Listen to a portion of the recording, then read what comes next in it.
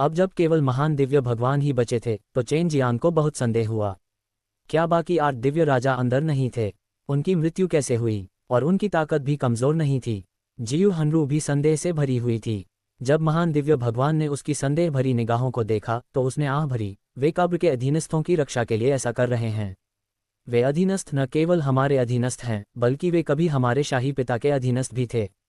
इससे पहले जब चेन जियांग और बाकी लोग छोटे पहाड़ों से गुजर रहे थे तो उन्होंने देखा कि छोटे पहाड़ों के शिखर पर एक छेद दिखाई दिया था। उस समय स्थिति अत्यंत गंभीर थी। दिव्य राष्ट्रों से विशेषज्ञों का एक बड़ा समूह आया था और वे जानते थे कि कब्र में कई वरिष्ठ लोग थे जो बंद दरवाजे की साधना में थे। वे ऐसे अस्तित्व थे जो भविष्य में उनके लिए एक बड़ा खतरा बन सकते थे, इसलिए वे उन्हें नष्ट करना चाहते थे। चू युनहुई बाहर आया और कहा, उस समय एक अत्यंत तीव्र युद्ध हुआ था और इसके कारण स्वर्गीय दिव्य महल नष्ट हो गया था। जब चेन जियांग और जियू हानरू पहुंचे तो उन्होंने देखा कि स्वर्गीय दिव्य महल पहले ही खंडहर में बदल चुका था। चू युनहुई ने बोलना जारी रखा, दिव्य राष्ट्रों की ओर से एक और शक्तिशाली व्यक्ति है जो दिव्य राजा जितना ही शक्तिशाली है। हमारे अधीनस्थों की रक्षा करने के लिए अन्य 8 दिव्य राजाओं ने अपनी पूरी शक्ति के साथ एक साथ हमला करने के लिए गुप्त तकनीकों का उपयोग किया। उन्होंने 9 गुना अंतरिक्ष को भेद दिया, दिव्य राजा को मार डाला और फिर हमें अंदर जाने का रास्ता बताया, तभी हम सुरक्षित हो सकते हैं। अब चेन जियांग और जियू हनरू को समझ में आ गया कि उनके सामने 9 दिव्य राजा इतने कमजोर क्यों दिख रहे थे।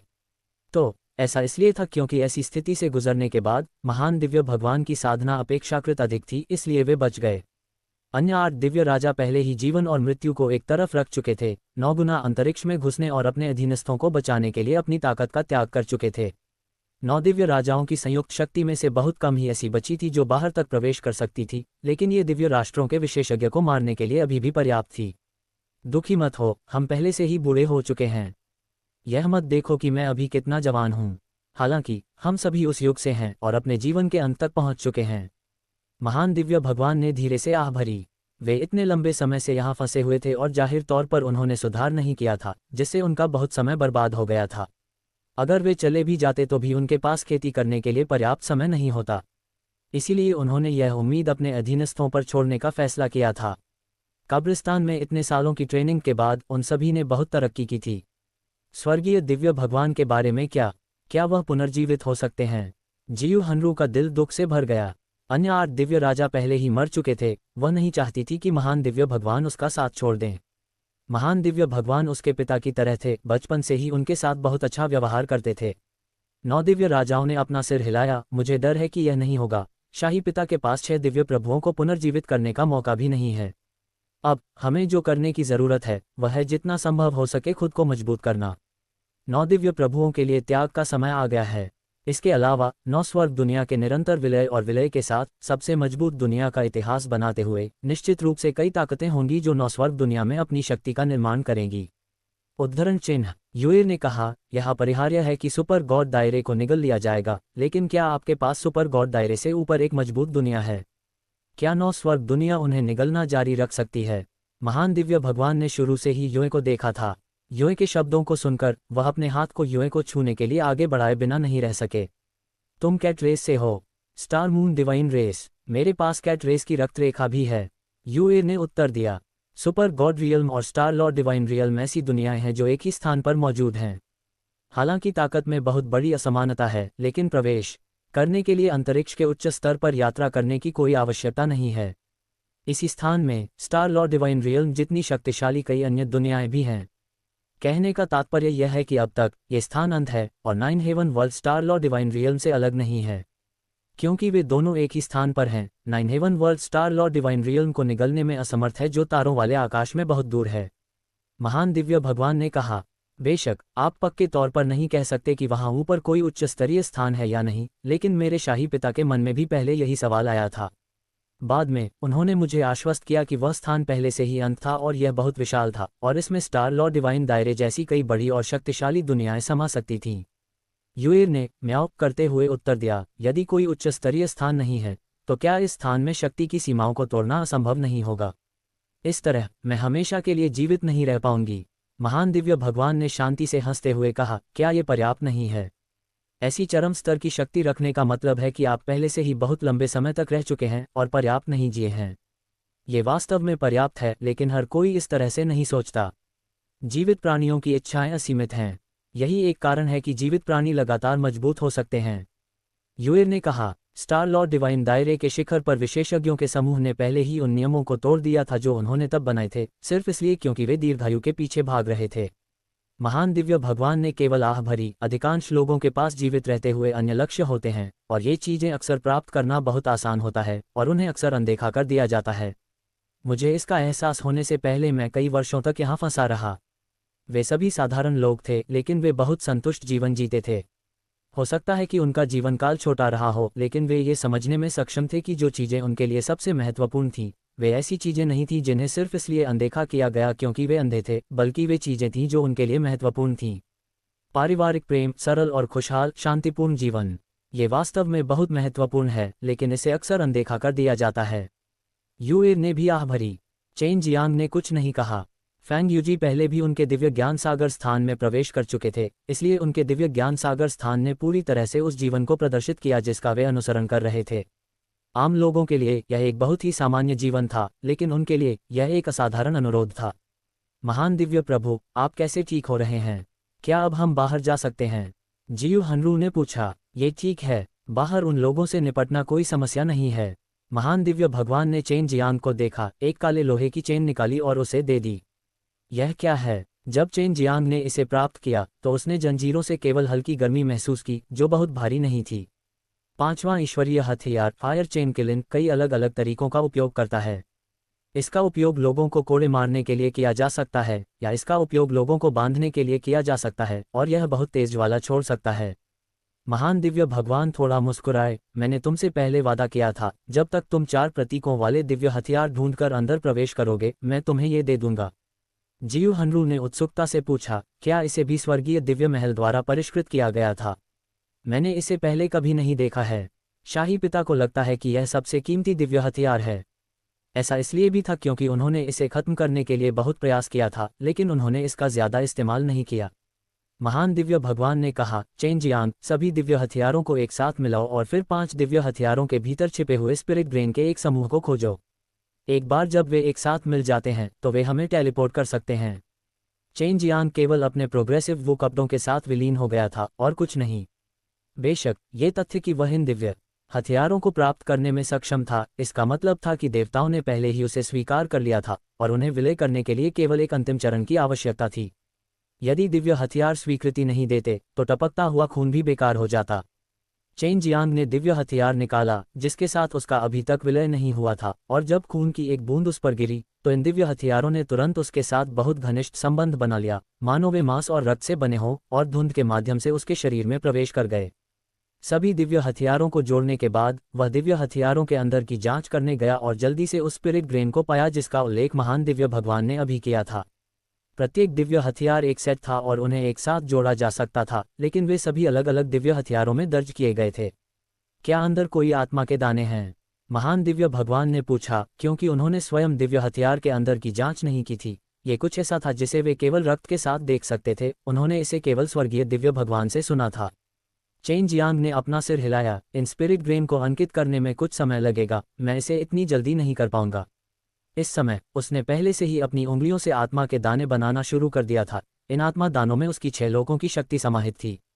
आपको केवल इन स्पिरिट ग्रेन को खींचने की जरूरत है और वे यहाँ छिपी हुई ऊर्जा को अवशोषित करने में सक्षम होंगे। उसके बाद आप यहाँ के गांव को 9 स्वर्ग शैतान महल की तरफ टेलीपोर्ट कर सकते हैं। उस समय आपको पूरे 9 स्वर्ग शैतान महल को नष्ट करना होगा। महान दिव्य भगवान ने कहा, हमें 9 स्वर्ग शैतान महल को नष्ट करने के लिए 5 प्रकार के दिव्य हथियारों और 7 अराजकता अग्नि टोकन की आवश्यकता है। जियू हानरू थोड़ा अनिच्छुक था। ये 9 स्वर्ग दिव्य महल है, हालांकि अंदर छिपे स्वर्गीय दिव्य महल को नष्ट कर दिया गया है, लेकिन यह आखिरकार आप लोगों द्वारा कई वर्षों से बनाया गया था। चिंता मत करो, ये सब अतीत की बातें हैं। इस जगह से जाने के बाद हम जल्दी ही एक स्वर्गीय दिव्य महल का निर्माण करने में सक्षम होंगे। मेरे पिता के अधीनस्थों के समूह को मत भूलना, वे सभी शक्तिशाली हैं। अभी वे सभी गांव में एकांत में साधना कर रहे हैं। मैं बाद में उनका अभिवादन करूंगा और उन्हें बताऊंगा कि वे बहुत जल्द जा सकते हैं। उस समय स्वर्गीय दिव्य भगवान के अधीनस्थों के प्रति, यहाँ तक कि उन्हें भी उनका सम्मान करना पड़ता था। यूएर ने चेन जियांग के बैग से बाहर निकलकर उत्सुकता से पूछा, महान दिव्य भगवान, स्वर्गीय दिव्य भगवान के अधीनस्थ बहुत शक्तिशाली होने चाहिए, है ना? लेकिन उन सभी को ऐसे कोने में धकेल दिया गया। दिव्य राष्ट्रों ने वास्तव में किस तरह के व्यक्ति को भेजा? महान दिव्य भगवान ने पहले ही उन शब्दों को हल्के ढंग से कहा था, लेकिन 8 दिव्य राजाओं को ऐसे लोगों को खत्म करने के लिए खुद को बलिदान करना पड़ा। वे बेहद भयानक और निश्चित रूप से साधारण नहीं होंगे। उस व्यक्ति का नाम महान राष्ट्रीय गुरु है और वह 9 यांग दिव्य राष्ट्रों से आता है। सौभाग्य से उस समय केवल एक महान राष्ट्रीय गुरु आया था। महान दिव्य भगवान ने कहा, तथाकथित महान राष्ट्रीय गुरु 90 दिव्य देवता और 5 हड्डियां और उससे अधिक हैं। वे दिव्य राष्ट्रों के भीतर एक बहुत ही उच्च स्थान रखते हैं और आमतौर पर प्रत्येक दिव्य राष्ट्र में इन महान राष्ट्रीय गुरुओं में से कुछ होते हैं। उनमें से कुछ शक्ति पर ध्यान केंद्रित करते हैं, उनमें से कुछ गोलियां बनाने पर ध्यान केंद्रित करते हैं और कुछ तो संरचनाओं को बनाने पर भी ध्यान केंद्रित करते हैं। लगता है कि जिस आदमी ने मुझ पर हमला किया था वह महान राष्ट्रीय गुरु होना चाहिए। कोई आश्चर्य नहीं कि वह इतना शक्तिशाली था। यूएर को ये सोचकर ही गुस्सा आ गया। अगर उस पर दिव्य राष्ट्रों द्वारा हमला नहीं किया गया होता तो वह उनकी बलि नहीं बनती। उस समय 6 दिव्य राष्ट्रों का शीघ्र ही विनाश हो जाने का कारण ये था कि उनके 6 महान राष्ट्रीय गुरुओं में से 2 ने संप्रदाय को धोखा दिया था, जिससे उनकी शक्ति बहुत कमजोर हो गई थी। अन्यथा भले ही 9 राष्ट्र अपने प्राणों की बाजी लगाकर लड़ें, लेकिन उनके विरुद्ध जीतना सार्थक नहीं होगा। उस समय ये ठीक इसलिए था क्योंकि हमारे पास 9 शक्तिशाली महान राष्ट्रीय गुरु थे, जिसके कारण हम 9 भाई बच पाए थे। जहां तक अन्य 9 देव राष्ट्रों की बात है, हम 9 दिव्य प्रभु भी इस कारण से बुरी तरह घायल हो गए थे और अब तक पूरी तरह से ठीक नहीं हो पाए हैं। उस समय 9 महान राष्ट्रीय गुरुओं ने अपने जीवन को जोखिम में डाला और अपने प्रतिद्वंद्वी को गंभीर रूप से घायल करने के लिए एक चरम विधि का उपयोग किया। मूल रूप से वे हम 9 भाइयों के लिए हमारे राष्ट्र को पुनर्स्थापित करने के लिए समय खरीदने की कोशिश कर रहे थे, लेकिन कौन जानता था कि हम इस जाल में फंस जाएंगे और सबसे कीमती समय खो देंगे। उस समय आपने उनकी मदद करने के लिए सर्व पशु दिव्य भगवान के साथ अच्छे संबंध बनाने की पूरी कोशिश की थी। यह उनके साथ गठबंधन करना था, है ना? यूएर ने पूछा। ये सही है। उस समय ऑल 20 दिव्य भगवान भी महत्वाकांक्षी थे। हालांकि दिव्य राष्ट्रों के निर्माण से पहले उन्हें एक विनाशकारी झटका लगा। हालांकि ऑल 20 दिव्य भगवान को कोई बड़ी चोट नहीं लगी। वह अभी भी बीस्ट गॉड माउंटेन के तल पर सो रहे हैं। महान दिव्य भगवान ने कहा, ऐसा लगता है कि उनका जीवनकाल असीमित है। अगर ऐसा होता तो एक बार ऑल 20 दिव्य भगवान को पुनर्जीवित कर दिया जाता तो उनकी सुरक्षा के बारे में ज्यादा चिंता करने की जरूरत नहीं होती। 20 दिव्य महल निश्चित रूप से टिक पाएगा और 20 दिव्य महल के 4 रक्षक और क्यूश जैसे दिव्य जानवर भी अपनी यादें जगा लेंगे। चेन जियांग को लगा कि सफेद बाघ और अन्य आत्मिक जानवर निश्चित रूप से भविष्य में महान राष्ट्रीय गुरु के स्तर पर अस्तित्व बन जाएंगे। इस समय चेन जियांग जिस स्पिरिट ब्रेन को अंकित कर रहा था वह उस समय की तुलना में बहुत अधिक जटिल था जब वह पहली बार अंदर गया था। सौभाग्य से उसने बहुत अधिक उपभोग नहीं किया और उसके दिव्य ज्ञान सागर में 6 लोगों की शक्ति भी बहुत विशाल थी, इसलिए उसके पास इन स्पिरिट ब्रेन को खींचने के लिए पर्याप्त से अधिक था। जब चेन जियांग आत्मा का दाना खींच रहा था तो कई भूरे रंग के वस्त्र और हुड वाले लोग बाहर निकले। उनके हाव भाव बेहद गंभीर थे। उनमें से कुछ 100 से ज्यादा लोग एक साथ खड़े थे। ये बेहद भयानक था। वे स्वर्गीय दिव्य भगवान के अधीनस्थ होने चाहिए, जो लंबे समय से कब्र में एकांत में साधना कर रहे थे। आधे दिन बाद चेन जियांग का काम आखिरकार पूरा हो गया। ये हो गया। सब लोग तैयार हो जाओ, लड़ाई हो सकती है। महान दिव्य भगवान का चेहरा गंभीर था। उन्होंने एक लंबी तलवार निकाली और उसी समय सभी गांव वाले छोटी सी झोपड़ी में घुस गए। छोटा सा गांव हत्या के इरादे से भरा हुआ था। माहौल निराशाजनक था। हर कोई एक बड़ी लड़ाई के लिए तैयार था। स्पिरिट का दाना हवा में तैरता हुआ चमक रहा था और तेजी से टिमटिमा रहा था। यह अपना रंग बदलता रहा और रोशनी और भी ज्यादा चमकदार होती गई। महान दिव्य भगवान और उनके कई 100 अधीनस्थ अपनी मुट्ठियां कसकर बंद कर रहे थे। उनके शरीर की शक्ति उबलने लगी थी। वे अंततः फिर से दिन का प्रकाश देखने जा रहे थे। आत्मा का दाना लगातार चमकता रहा और प्रकाश की किरणें पूरे गांव को घेर लेती थीं। पलक झपकते ही चेन जियांग को एक बहुत ही परिचित आभा महसूस हुई, साथ ही हल्की गर्मी का दौरा भी। आत्मा का दाना चमकना बंद हो गया और धीरे धीरे गायब हो गया। छोटा सा गांव पहले ही टेलीपोर्ट हो चुका था। बस ये रेगिस्तान में था और कुछ ही दूरी पर 9 स्वर्ग शैतान महल था। 9 स्वर्ग शैतान महल के प्रवेश द्वार पर दर्जनों दोहरे सिर वाले दानव ड्रैगन अचानक दहाड़ने लगे और 9 स्वर्ग शैतान महल वास्तव में धीरे धीरे घूम गया, जिससे प्रवेश द्वार उनकी ओर हो गया। इस 9 स्वर्ग शैतान महल को नष्ट कर दो, महान दिव्य भगवान ने उत्सुकता से चेन जियांग से कहा। चेन जियांग ने 7 कैश फायर टोकन निकाले और अपनी चेतना का उपयोग करके 7 कैश फायर टोकन और 5 दिव्य हथियारों की एक साथ जांच की। उसने पाया कि अंदर एक समान सफेद आत्मा नस थी और वह तुरंत उसके साथ विलीन हो गया। 7 कैश फायर टोकन एक में विलीन हो गए थे, जो 5 अलग अलग प्रकार के बहुरंगी प्रकाश में बदल गए, जो 5 दिव्य हथियारों में चले गए। दिव्य हथियार चमक उठे और साथ ही एक अत्यंत मजबूत बहुरंगी प्रकाश जारी किया जो तुरंत नौ स्वर्ग शैतान महल की ओर चला गया। इस समय पूरा रेगिस्तान नौ स्वर्ग शैतान महल के साथ हिंसक रूप से हिल रहा था और दानव महल से लगातार काली क्यूई बह रही थी। दहाड़ता हुआ डबल हेडेड डेमन ड्रैगन धीरे धीरे टूटने लगा और उसके शरीर पर काली क्यूई की लहरें दिखाई देने लगीं। काली क्यूई के लगातार बहने के बाद दो सिर वाले डेमन ड्रैगन का आकार भी फीका और फीका होता गया। दानव महल ढहने लगा, गड़गड़ाहट की आवाजें निकलने लगीं। काली और रक्तलाल धुंध आसमान में फैल गई जिससे रक्तलाल बिजली की धारियां चमकने लगीं। राक्षसी महल जो धीरे धीरे ढह रहा था, अचानक प्रकाश की किरणें निकलने लगीं। ये स्पष्ट था कि वे राक्षसी महल के अंदर छिपे दिव्य राष्ट्र योद्धा थे। हमला करो! महान दिव्य भगवान ने जोर से दहाड़ लगाई जिससे उनके पीछे भूरे वस्त्र पहने लोगों का समूह गायब हो गया। चेन जियांग थोड़ा चौंक गया। उसने देखा कि दानव महल के ऊपर आकाश में सैकड़ों ग्रे आकृतियां दिखाई दी थीं और सभी दिव्य राष्ट्र रैंकर्स जो अभी अभी बाहर आए थे इन सैकड़ों ग्रे वस्त्र पहने पुरुषों द्वारा तुरंत राख में बदल दिए गए थे। इसके अलावा जो अगला है वह अधिक शक्तिशाली है, महान दिव्य भगवान ने चिल्लाकर कहा। निश्चित रूप से दानव महल में एक सुनहरी रोशनी चमक उठी। एक सुनहरा वस्त्र पहने हुए आदमी प्रकट हुआ और अपने हाथ में लंबी तलवार लेकर उसने अनगिनत सुनहरी तलवार की छायाओं से बनी तलवार क्यूई की एक लहर को छोड़ दिया। ये तलवार क्यूई एक क्रोधित जानवर की तरह थी जो अपने नुकीले दांतों को दिखाते हुए और अपने पंजों को लहराते हुए जमीन से बाहर निकलती थी, उन यादों को पीछे हटाती थी जो उन्हें घेरना चाहते थे। नौवां राजकुमार! सुनहरे वस्त्र पहने आदमी को झटका लगा। उसने कभी नहीं सोचा था कि महान दिव्य भगवान वास्तव में बाहर आएंगे और इतनी सारी शक्ति छिपाएंगे। महान दिव्य भगवान ने दूर से चिल्लाया और एक विशाल 5 पंजे वाला अजगर हवा में चमकता हुआ दिखाई दिया। अपना मुंह चौड़ा करके वह बिजली के बोल्ट में बदल गया और सुनहरे वस्त्र पहने आदमी की ओर बढ़ा।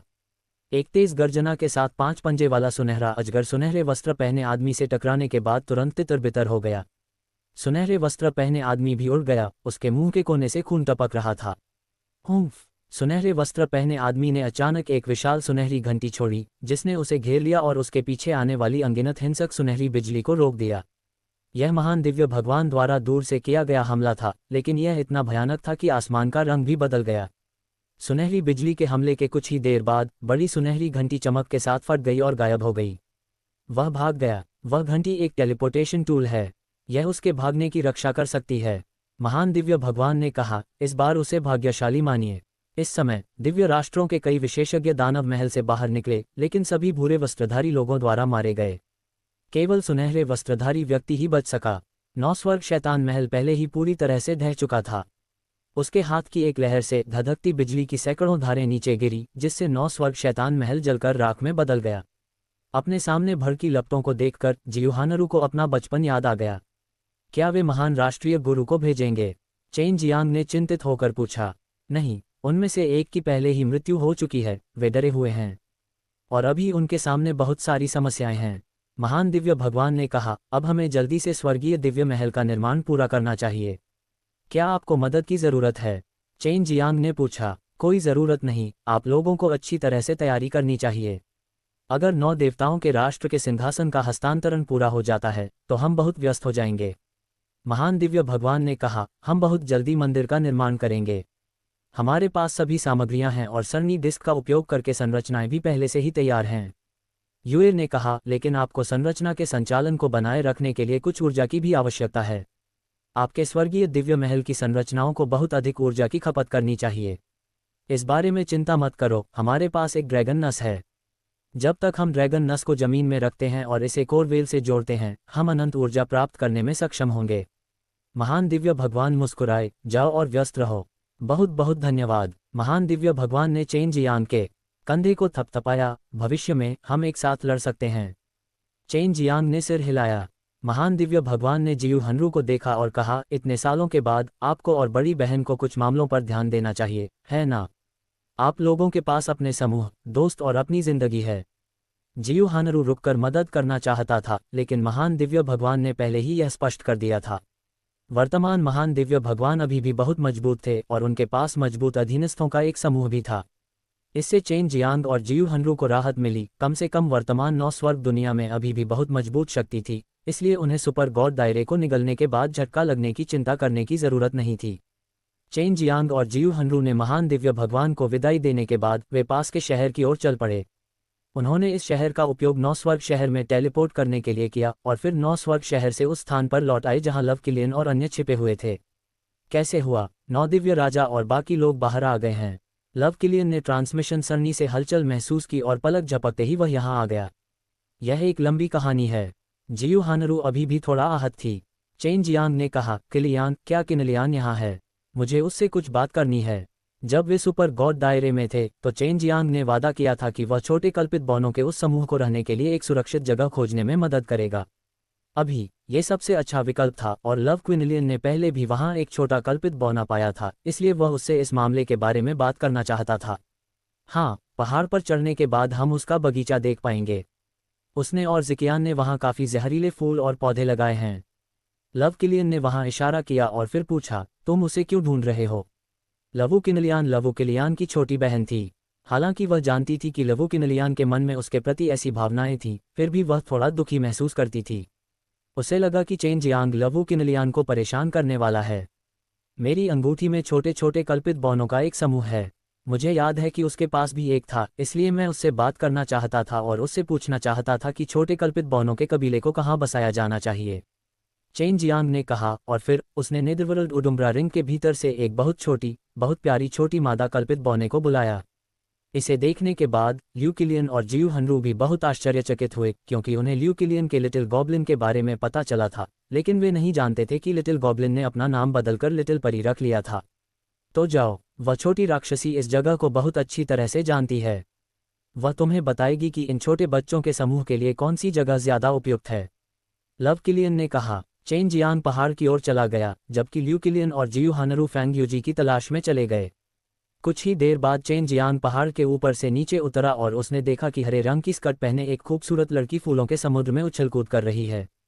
नीचे फूलों के समुद्र में सभी प्रकार के फूल थे। वे चमकीले और सुंदर थे, लेकिन वे सभी बेहद शक्तिशाली जहरीले फूल थे। बेशक सबसे सुंदर अभी भी लव किनलियन का सौंदर्य फूल था। इसके अलावा ये बेहद जहरीला था और एक विचित्र शरीर की खुशबू छोड़ने में सक्षम था। ये बेहद जहरीला था और चेन जियांग को इसके द्वारा लगभग जहर देकर मार दिया गया था। बहन किनलियान, चेन जियांग दूर से मुस्कुराते हुए चिल्लाए। जब लव किनलियान ने यह देखा तो वह एक पल के लिए स्तब्ध रह गई और फिर तेजी से उड़कर उसके पास पहुंची। चेन जियांग को देखकर वह सुखद आश्चर्यचकित हुई। छोटे बदमाश, तुम आखिरकार वापस आ गए। लू किनलियान के नाजुक और सुंदर चेहरे पर एक खुश मुस्कान थी, जबकि छोटी राक्षस लड़की जियोयाओ, जो उसके द्वारा ली गई थी, भी उड़ गई। बुरे आदमी, हालांकि हमने कई सालों से एक दूसरे को नहीं देखा है, फिर भी तुम बहुत बुरे दिखते हो। जियो याओ ने अपनी कोमल आवाज के साथ चिल्लाया। फिर उसने चेन जियांग को देखा। छोटी सी बात है, इतने सालों बाद भी तुम मुझे याद करती हो। ऐसा लगता है कि मैं बहुत बुरा हूं और मैंने तुम पर इतनी गहरी छाप छोड़ी है। चेन जियांग ने भयावह रूप से हंसते हुए जियो याओ को अपने बालों में छिपने दिया। जियो याओ चिल्लाया, ये बदमाश टूटने वाला है। चेन जियांग इस छोटी सी चीज के प्रति पूरी तरह से अवाक था। उसकी असहाय अभिव्यक्ति को देखकर लव क्विनलियान हंस पड़ा। तुम छोटे बदमाश, अभी तुम प्रसिद्ध हो।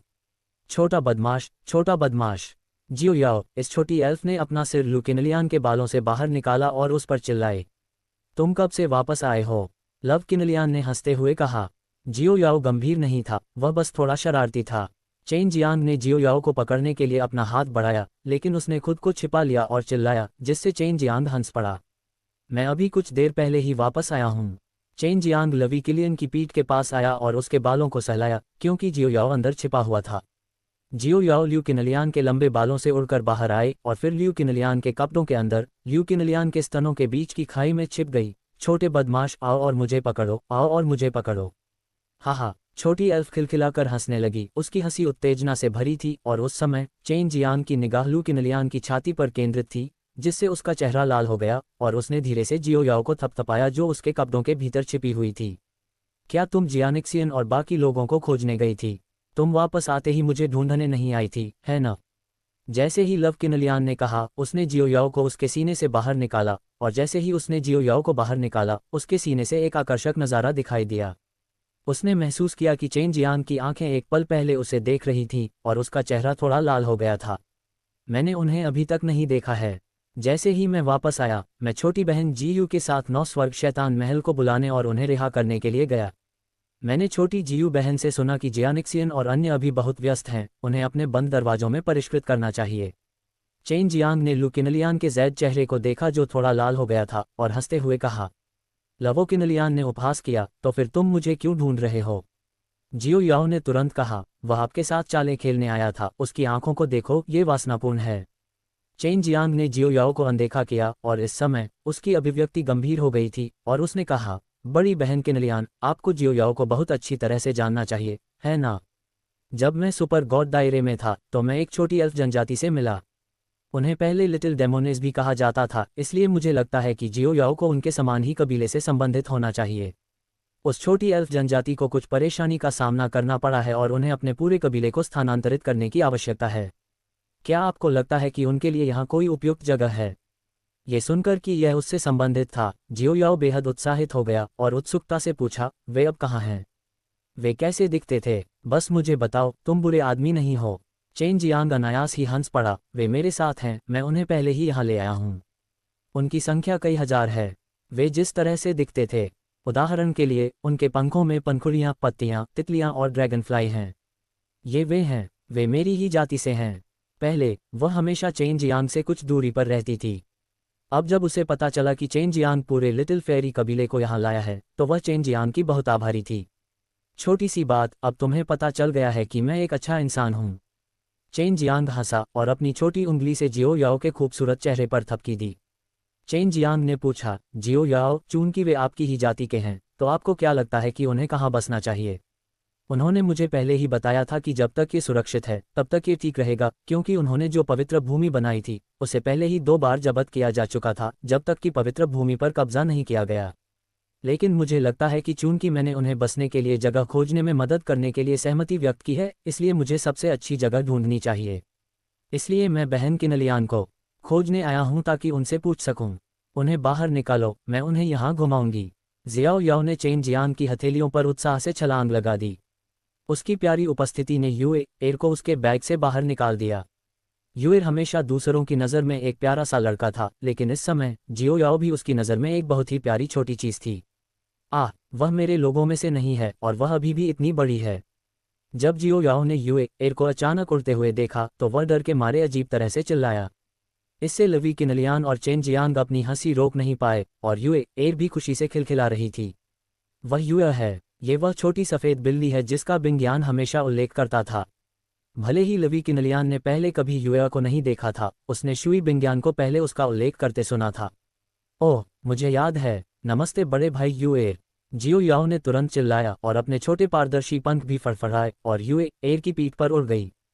चेन जियांग और ल्यू किनलियान तुरंत दिल खोलकर हंस पड़े। तुम्हें मुझे बड़ी बहन कहना ही होगा। युए एर खुद को हंसने से नहीं रोक पाए क्योंकि उसे वह समय याद आ गया जब शुई बिंग्यान ने चेन जियांग को बड़ी बहन कहा था। युएर जवान दिखती थी लेकिन उसकी मानसिक उम्र कम नहीं थी।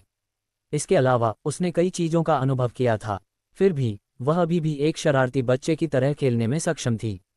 चेन जियांग ने अपनी अंगूठी से छोटे कल्पित बौनों के समूह को मुक्त कर दिया। जब ये छोटे कल्पित बौने बाहर आए और उन्होंने इतने सारे सुंदर फूल देखे तो वे खुशी से झूम उठे, लेकिन वे इधर उधर नहीं उड़े क्योंकि चेन जियांग ने उन्हें पहले ही चेतावनी दे दी थी कि वे इधर उधर न भागें। जब बा ये ने जियाओ याओ को देखा तो वह भी बहुत खुश हुआ। इसके अलावा वह जियाओ याओ का अपने कबीले में वापस स्वागत करने के लिए अपने कबीले की पारंपरिक विधि का उपयोग कर रहा था। चिंता मत करो, हम जहर से नहीं डरते। चेन जियांग की चिंतित अभिव्यक्ति को देखकर जियो याओ को पता था कि वह चिंतित था कि छोटी परी को यहाँ के जहरीले फूलों और जड़ी बूटियों से जहर हो जाएगा। जियाओ याओ को अब उसके बारे में बहुत अच्छी धारणा थी। हालांकि वह लू किनलियन के साथ अच्छी तरह से घुल मिल गई थी, लेकिन जब उसने सोचा कि इस दुनिया में केवल एक ही छोटा एल्फ है तो उसे बहुत अकेलापन महसूस हुआ। और अब जब चेन जियांग ने उसके लिए कुछ हजार लाए थे तो वह बेहद खुश थी। चेन जियांग ने लिटिल लाइटनिंग को भी बाहर निकाल दिया था और लाइटनिंग शेर रिंग के अंदर छोटे साथियों के इस समूह के साथ काफ़ी अच्छा खेल रहा था। इस समय छोटे कल्पित बौने और बदमाशों का समूह लिटिल लाइटनिंग की पीठ पर दबा हुआ था। इतने बड़े घोड़े पर सवार होना इन बच्चों के लिए सबसे प्रभावशाली बात थी, बिल्कुल एक बड़े नायक की तरह। चलो, मैं तुम लोगों को एक जगह चुनने के लिए ले जाऊंगी। यहाँ बहुत सुरक्षित है। जियाओ याओ आगे उड़ी, उसके पीछे कुछ हजार छोटे कल्पित पक्षी अपने पंख फड़फड़ाते हुए चल रहे थे। वे फूलों के समुद्र के ऊपर उड़ रहे थे और दृश्य बहुत सुंदर लग रहा था। नन्ही बिजली और चंद्र बालक खेलने के लिए उनके पीछे पीछे चले और रास्ते भर वे हंसी ठहाके लगाते रहे। अब केवल चेन जियांग और ल्यू किनलियान ही बचे थे। बच्चा, क्या तुमने अभी पर्याप्त नहीं देखा?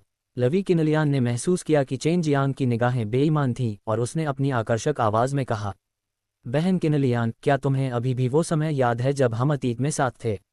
चेन जियांग ने हंसते हुए कहा, मैं एक बार तुम्हें चूमना चाहता था, लेकिन क्योंकि तुम्हारे शरीर में जहर बहुत तेज है इसलिए मैं उसे चूम नहीं सका।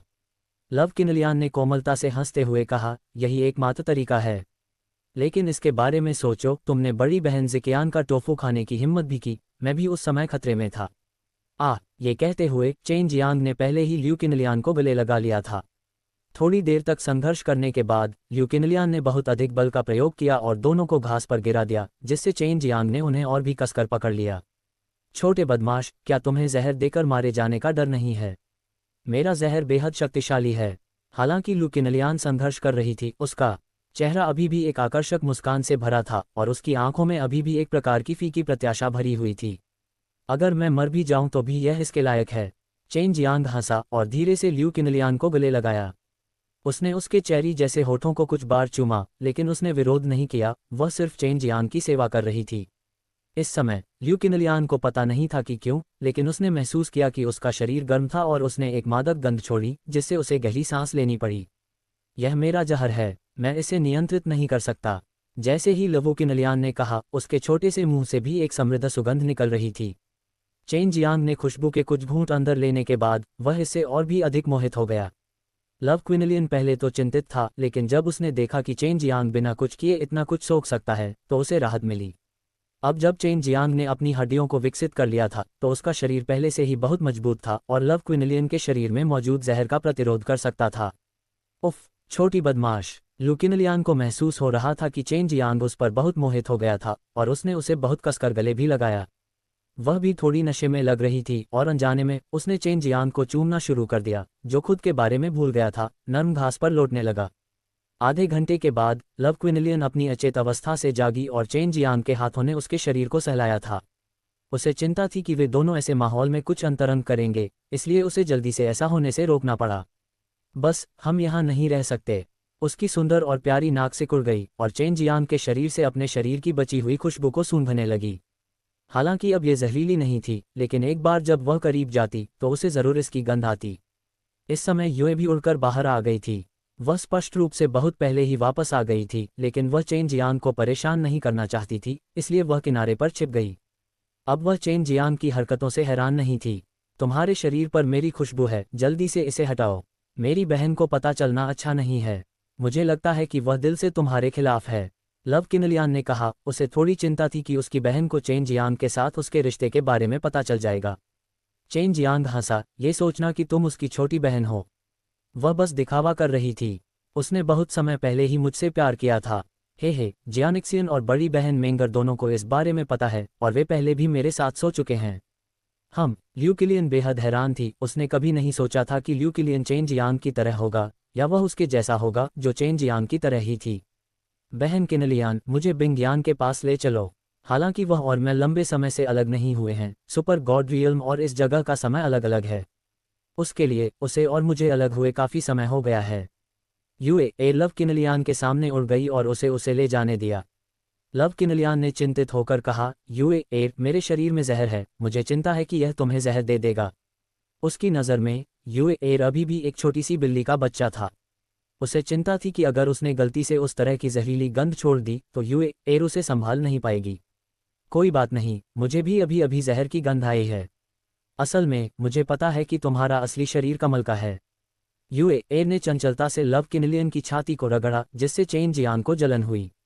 मैं हूँ जहर प्रेम सम्राट लॉर्ड्स। ये पहली बार था जब लव क्विनलियन ने ये नाम सुना। मैंने सिस्टर फैंग से पूछा, वह नहीं जानती कि मैं कहाँ से आया हूँ और दादी लव भी नहीं जानती। मुझे उम्मीद नहीं थी कि आप ये जानते होंगे। क्या इस भूत भगाने वाले सम्राट लॉर्ड्स के बारे में कुछ खास है? चेन जियांग भी वास्तव में जानना चाहता था। पहली बार जब वह लव किनलियान के शरीर से आने वाली अजीब खुशबू से लगभग मर ही गया था तो उसे पहले से ही पता था कि लव किनलियान कोई साधारण लॉर्ड्स गॉब्लिन नहीं था। युए ने जवाब दिया, इससे भी ज्यादा अजीब बात यह है कि आपके शरीर में कामोद्दीपक पदार्थ है। ये पहले की खुशबू भी है। असल में आपको इसके बारे में चिंता करने की जरूरत नहीं है। इस तरह की शरीर की खुशबू का आपकी भावनाओं से बहुत कुछ लेना देना है। अगर आप शुरू में जहर को नियंत्रित करने में विफल रहे तो ये बेहद जहरीला हो जाएगा और यहाँ तक कि उच्च प्रतिरोधक क्षमता वाले लोग भी पीड़ित होंगे। अगर मैं इस जहर को नियंत्रित करने में असमर्थ हूँ तो यह मेरे आसपास के लोगों को आसानी से नुकसान पहुँचाएगा। लव क्विनलियान ने सिर हिलाया। जब तक मैं इस जहर के निकलने को नियंत्रित नहीं कर सकता था तब तक मैं दूसरों के साथ रहने की हिम्मत नहीं करता था। हालांकि मैंने अभी नियंत्रण खो दिया है। युवा हंसा। ऐसा इसलिए है क्योंकि आपकी भावनाएं और संवेदनाएं चरम उत्तेजना की स्थिति में पहुंच गई हैं। आप अपने दिल को सबसे अच्छी तरह जानते हैं, इसलिए आपने इसे छोड़ दिया। केवल एक बात यह है कि आप जो जहर छोड़ते हैं वह बहुत खास है। ये कुछ ऐसा है जो विशेष रूप से आपके सबसे प्रिय विपरीत लिंग पर इस्तेमाल किया जाता है। चेन जियांग ने उत्सुकता से पूछा, क्या मतलब है तुम्हारा? मुझे जहर दिया गया है। उसे जहर दिया गया है और यह बहुत शक्तिशाली जहर है। आप ही एकमात्र व्यक्ति हैं जो इस जहर को लेना जानते हैं और मैं सूंघ सकता था कि यह ठीक रहेगा क्योंकि यह जहर बहन किनलियान की भावनाओं और आपके लिए भावनाओं के आधार पर छोड़ा गया था। कहने का मतलब है आप उसके प्रेमी हैं, उसके सबसे प्रिय। यदि आप भविष्य में उसे छोड़ना चाहते हैं या उसे मारना चाहते हैं या यदि वह आपसे नफरत करती है। मुझे नहीं पता कि क्या होगा यदि आपके शरीर में जहर भड़क गया क्योंकि ऐसा कोई उदाहरण कभी नहीं रहा है। यूए ने कहा। चेन जियांग कांप उठा। यूए, मैं जानता हूँ युवा मास्टर, कृपया मुझे डराओ मत। यूए ने आगे कहा, मैं वास्तव में आपको नहीं डराऊंगी। बहन किनलियान, आप शायद ही कभी अपने ऊपर लगे जहरीले इत्र का इस्तेमाल करती हो, है ना? लव क्विनलियन अपने जहर की प्रभावशीलता से हैरान थी। वह इस पर विश्वास नहीं कर सकती थी, लेकिन उसे यह पुष्टि करनी थी कि क्या यह असली था। जब तक वह चेन जियांग से वास्तव में नफरत नहीं करती, वह ऐसा कभी नहीं करेगी। वह ऐसा नहीं करेगी भले ही वह उससे प्यार करती हो। मैं इसका इस्तेमाल बहुत कम करता हूँ क्योंकि यह बहुत खतरनाक है। मुझे चिंता है कि यह मेरे आसपास के लोगों को नुकसान पहुंचा सकता है। लव किनलियान ने सिर हिलाया। वास्तव में आपको चिंता करने की जरूरत नहीं है।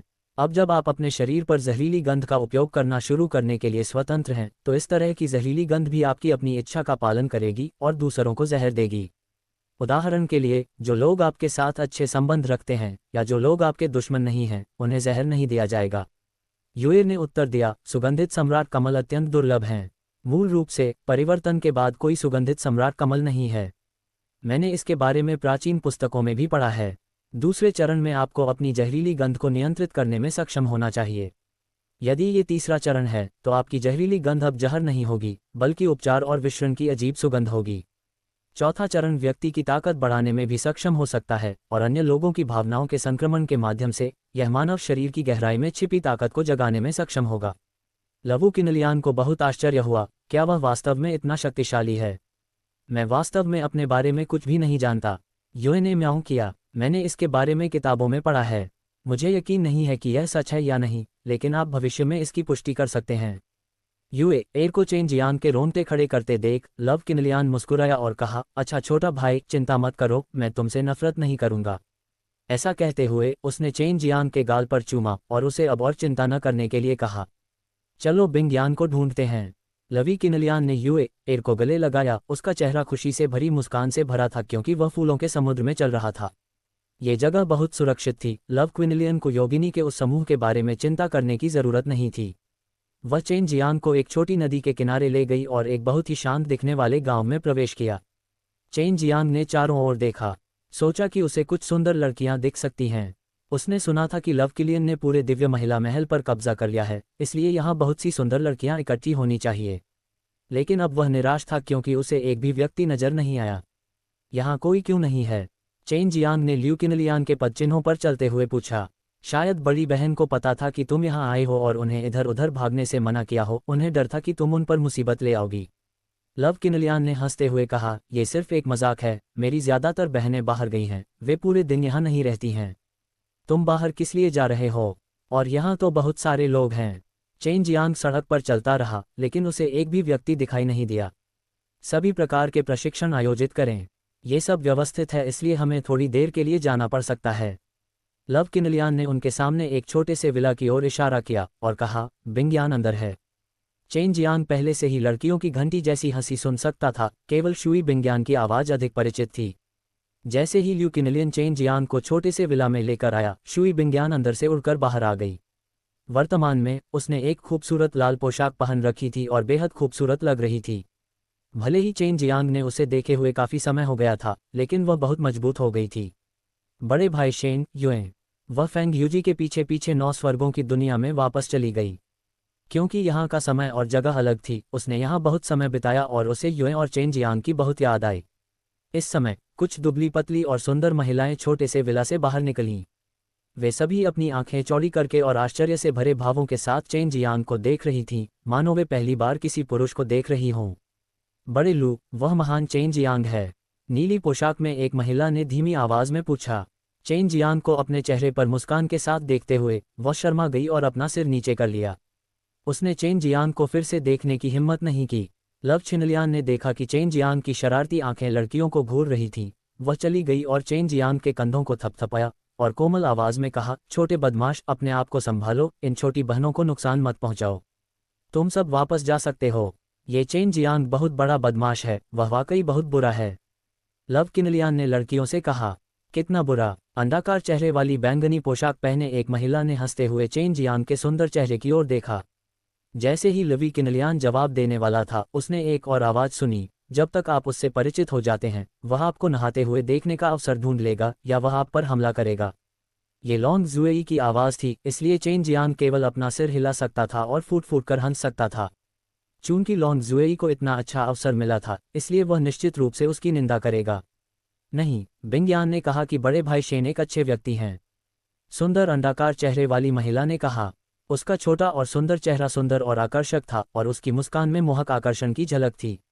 वह बिंगयान के पास गई, यू एर को चुटकी ली और कहा, ऐसा नहीं है कि तुम लोग नहीं जानते कि बिंग एर को बेवकूफ़ बनाना आसान है, इसलिए उसने ऐसा कहा।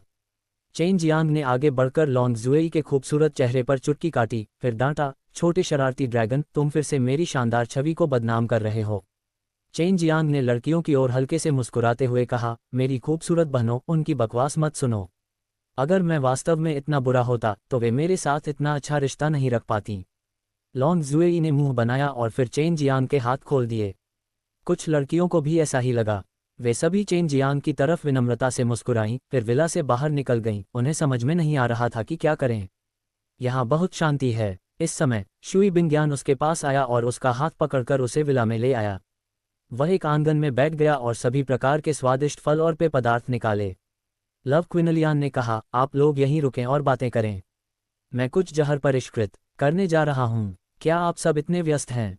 चेन जियांग एक चेरी लाल फल खा रहा था, ये बहुत मीठा था। जब ल्यू किनलियान विला से बाहर निकला तो उसे नहीं पता था कि वह कहाँ जाएगा। इस समय उसके साथ लॉन्ग जुएई और शुई बिंगयान भी थे। हर कोई बहुत व्यस्त है। चूंकि उनके पास करने के लिए अपने अपने काम थे, इसलिए गांव की कई बहनें खेती करने के लिए बाहर चली गईं। जियानिक्सियन, मेंगर और अन्य जो लोहारी में विशेषज्ञ थे, वे भी सरनी डिस्क बना रहे थे। दूसरी ओर बहन जियांग यू और बहन मेयाओ गोलियां परिष्कृत कर रही हैं, जबकि कियानजियांग और यूलैन, ये दो जंगली लड़कियां भी लड़ाई कर रही हैं। लॉन्ग जुएई ने कहा। चेन जियांग हंसा, क्या आप बहुत स्वतंत्र नहीं हैं? कहा, संयोग से आज मेरे पास कुछ खाली समय है और अब मैं मुख्य प्रशिक्षक हूँ। लॉन्ग जुएई ने गर्व से कहा। जैसे ही चेन जियांग उन्हें चिढ़ाने वाला था, एक लाल आकृति अचानक दिखाई दी। जूही, मुझे आपकी मदद चाहिए। जैसे ही उसने बोलना समाप्त किया, उसने चेन जियांग को देखा और आश्चर्य में चिल्लाया, जूनियर भाई। लाल वस्त्र वाली महिला तलवार भगवान की बेटी वांग जिनशी थी। नमस्ते वरिष्ठ बहन। चेन जियांग मुस्कुराया, क्या मैं आपकी कुछ मदद कर सकता हूँ? यह अच्छा है कि तुम वापस आ गए। मुझे तुम्हारी बहुत चिंता है। वांग जिनशी ने चेन जियांग के चेहरे पर चुटकी ली और हंसे, ये याद करते हुए कि उसके पास अभी भी कहने के लिए कुछ महत्वपूर्ण था। उसने गंभीरता से कहा, हम अंडरवर्ल्ड संप्रदाय के बारे में जानकारी खोज रहे हैं और कुछ खोज की है, लेकिन हमें चुपके से अंदर जाने के लिए बहुत सावधानी से छिपने की जरूरत है। यूलैन और मैं ऐसा करने में असमर्थ हैं, इसलिए उन्होंने मुझे वापस आने और आपको बुलाने के लिए कहा। चेन जियांग ने हंसते हुए कहा, आपने यूलान और कियान जियांग को वहीं छोड़ दिया? मुझे लगता है कि वे बहुत पीले हैं, वे धैर्यवान नहीं हैं, वे शायद पहले ही अंदर चले गए हैं। लॉन्ग जुएई ने हंसते हुए कहा, इस बारे में चिंता मत करो, वे दो जंगली लड़कियां बहुत बदल गई हैं और पहले जैसी पागल नहीं हैं। बड़ी बहन लिटिल शी, बस उसके साथ जाओ। ये लड़का एकमात्र ऐसा है जिसके पास मजबूत छिपने की क्षमता है। क्या इसमें बहुत समय लगेगा? क्यों ना मैं पहले जियानिक्सियन और अन्य लोगों से मिलूं?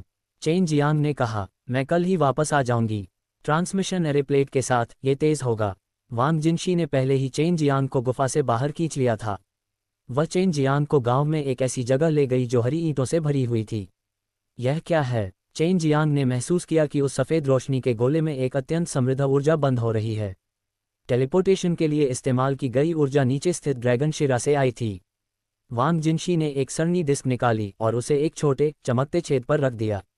चेन जियांग भी आगे बढ़े और वांग जिनशी ने कहा, ये कुछ ऐसा है जिसे मेंगर और अन्य लोगों ने हमारे लिए परिष्कृत किया है और इसका उपयोग विशेष रूप से टेलीपोर्टेशन के लिए किया जाता है। हालांकि सरनी डिस्क में टेलीपोर्टेशन के लिए आवश्यक ऊर्जा होती है, लेकिन जब ये खाली हो तो हमें इसका उपयोग यहीं करना चाहिए ताकि भविष्य में इसकी आवश्यकता न पड़े। वे वास्तव में शक्तिशाली हैं। वे बहुत सी अजीबोगरीब चीजें पैदा करने में सक्षम थे। चेन जियांग हंसा। सरनी डिस्क पहले से ही सक्रिय हो चुकी थी और उसके और वांग जिनशी के साथ दूर चली गई। तलवार भगवान की बेटी के रूप में वांग जिनशी ने लंबे समय से लुकिलियन पर अपनी नज़रें गड़ा रखी थी, इसलिए वह भी उसके दल में शामिल हो गई थी। चेन जियांग को बहुत आश्चर्य नहीं हुआ। फॉर्मेशन प्लेट ने चेन जियांग और उसकी बहन को एक अंधेरे जंगल में पहुंचा दिया। वांग जिनशी ने फॉर्मेशन प्लेट को हटाने के बाद पूछा, जूनियर भाई, आपने कितने दिव्य देवता को संघनित किया है? लगभग 3। चेन जियांग को अचानक लगा कि उसे अधिक दिव्य देवता को संघनित करने के लिए कुछ समय के लिए बंद दरवाजे की साधना में जाने की आवश्यकता है। सुपर गॉड दायरे में उसका समय यहाँ से अलग था। यहाँ समय काफी धीमा था और अब जब वह वापस आ गया था तो यहाँ के सभी लोगों की साधना बहुत उच्च थी। इसके अलावा स्वर्ग विरोधी ड्रैगन मेरिडियन का उपयोग साधना के लिए किया जाता था। उनकी वृद्धि की गति और भी अधिक भयानक होगी। वांग जिनशी को थोड़ा आश्चर्य हुआ, लेकिन उसने फैंग यूजी से सुना था कि सुपर गॉड दायरे में समय यहाँ के समय से अलग था। वे 2 जंगली लड़कियां कहाँ हैं? चेन जियांग ने पूछा। व्यू कियांजियांग और लेंग यूलान दोनों उसकी जानी मानी बहनें थीं और वे दोनों बहुत आक्रामक और जंगली थीं। चेन जियांग ने उन्हें लंबे समय से नहीं देखा था। जब वह देवताओं के दायरे में था तो वे एक साथ साहसिक कार्य के लिए बाहर गईं, जिससे वह थोड़ी देर के लिए चिंतित हो गया।